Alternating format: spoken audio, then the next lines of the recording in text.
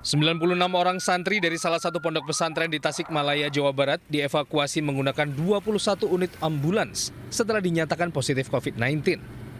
Puluhan santri pondok pesantren ini akan menjalani isolasi mandiri di salah satu hotel dan rumah sakit Dewi Sartika. Selain santri, 52 tenaga pengajar juga terpapar COVID-19. Ya, hari ini kita evakuasi 96 ya. 96 santriwati dari Persis Pondok Pesantren Persis Benda ya. Sudah kita evakuasi 96 ke pesantren ini gitu. Kalau keseluruhan Pak, dari jumlah yang positif? Kalau jumlah positif keseluruhan dari awal itu 380 ya. Karena kan yang baru ini kan 374. Tambah sebelumnya sudah ada 5, tambah ada yang tes mandiri 1. Jadi total semua 380. Hingga kini terdapat 228 santri dan tenaga pengajar yang masih menjalani isolasi mandiri di pondok pesantren. Klaster pondok pesantren ini pertama kali dipicu seorang santri asal Garut, Jawa Barat yang kedapatan positif COVID-19. Setelah dilakukan tracing dan tracking, diketahui 380 santri dan pengajar terpapar serta positif COVID-19. Dari Tasikmalaya, Jawa Barat, Asep Juharyono, iNews melaporkan. Pemirsa, keluarga musisi Anang Hermansyah dan Ashanty terpapar COVID-19. Ashanty dan ketiga anaknya positif COVID-19 setelah menjalani tes PCR.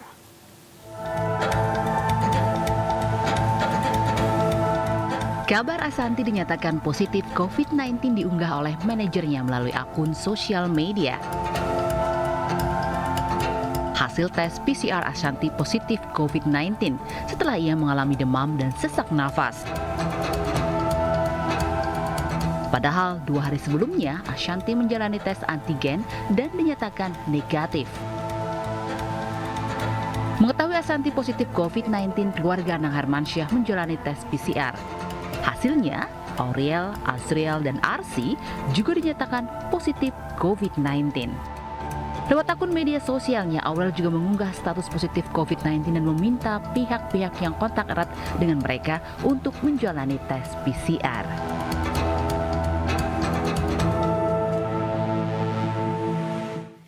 Fenomena berbeda hasil tes PCR dalam waktu yang relatif berdekatan dikenal dengan negatif palsu. Dari penelitian pakar kesehatan di Amerika Serikat, negatif palsu disebabkan karena jumlah virus yang ada dalam sampel saat diuji kurang, sehingga hasil tes tidak akurat.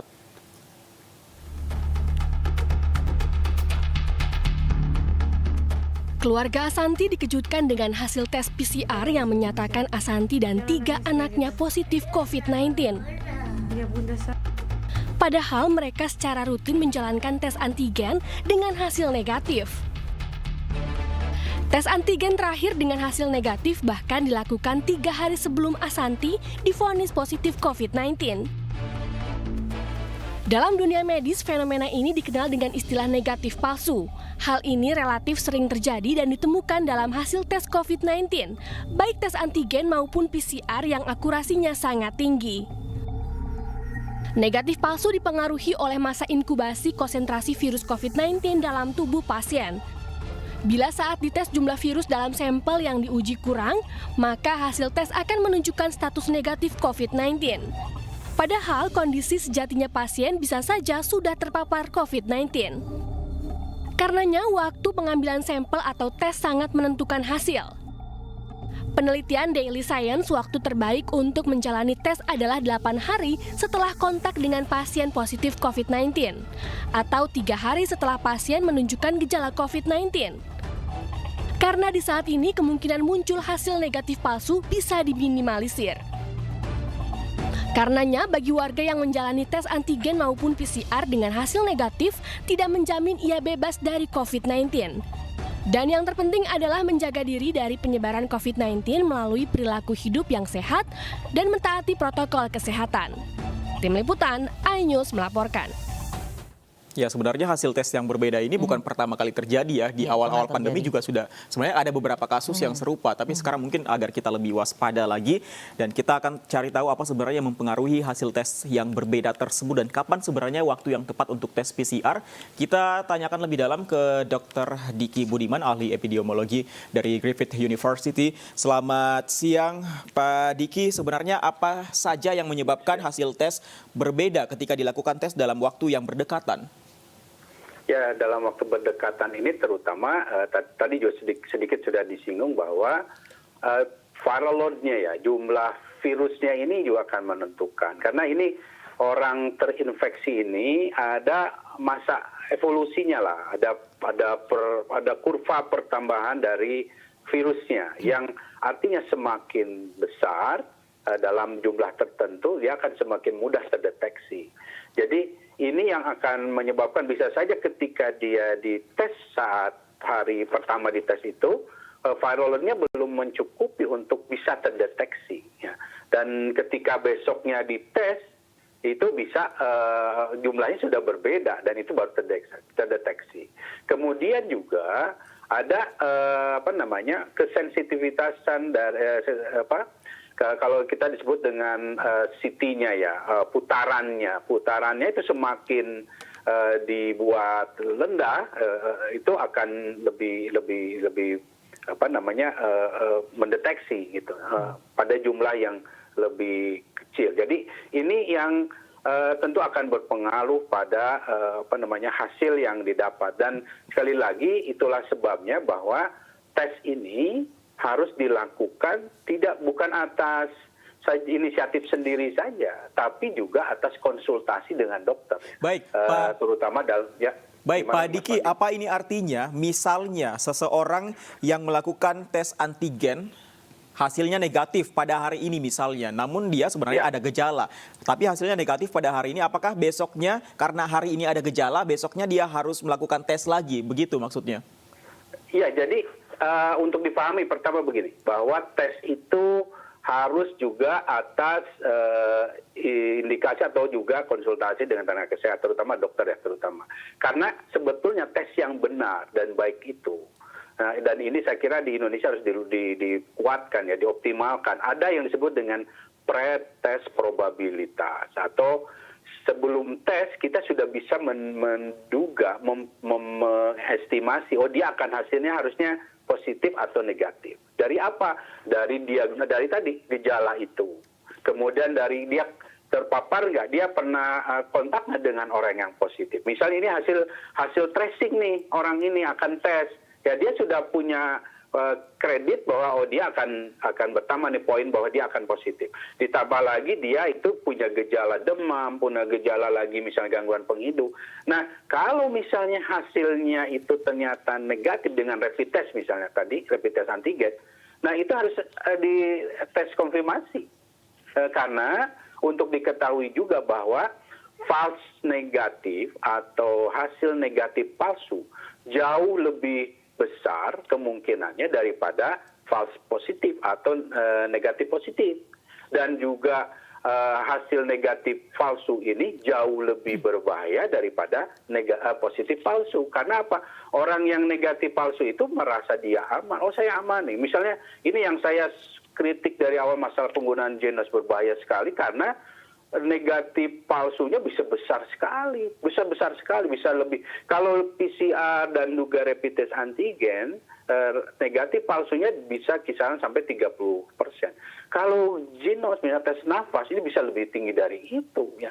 Dan ini berbahaya karena apa? Karena orang yang merasa dia negatif itu, saya negatif, tapi dia sebetulnya membawa virus dan bisa menularkan. Nah, jadi ini harus ada algoritma, Mas Wandi. Baik. Jadi dalam setiap tempat-tempat yang melakukan tes itu, petugas kesehatannya itu sudah harus tahu yang tadi pretest probabilitas, kemudian dia ada algoritma. Oh, kalau hasil dugaan dia positif dari hasil anamnesa tapi ternyata negatif, apa yang harus dilakukan itu harus ada. Alurnya itu harus ada gitu dan harus dipahami oleh petugas setempat. Oke, untuk itu warga memang butuh tingkat akurasi yang tepat begitu untuk hasil COVID ini. Nah, pertanyaannya kapan warga ini bisa tes dengan hasil tingkat akurasi yang tepat? Untuk lebih pasnya tentu nanti dokter ya yang akan menentukan. Karena gini, untuk mengukur diri saja pertama bahwa si alat tes, terutama misalnya kita bicara rapid test antigen yang akan menjadi direncanakan pemerintah jadi program untuk penguatan testing ya.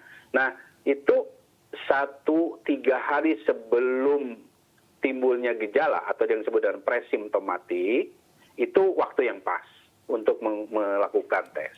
Jadi, tapi itu nggak ada yang tahu, nggak ada yang tahu masalahnya. Tapi yang bisa kita prediksi dari sejak kemarin saya kayaknya ke tempat ramai, ketemu ada orang ternyata positif nih sekitar ya kemarin. Nah, dia bisa memprediksi katakanlah 3 atau 5 hari setelah itu, setelah dugaan paparan itu. Nah, kemudian tes ini juga bisa lebih sensitif atau bisa mudah lebih mendeteksi kalau 3-5 hari setelah onset dari atau timbulnya gejala. Ya.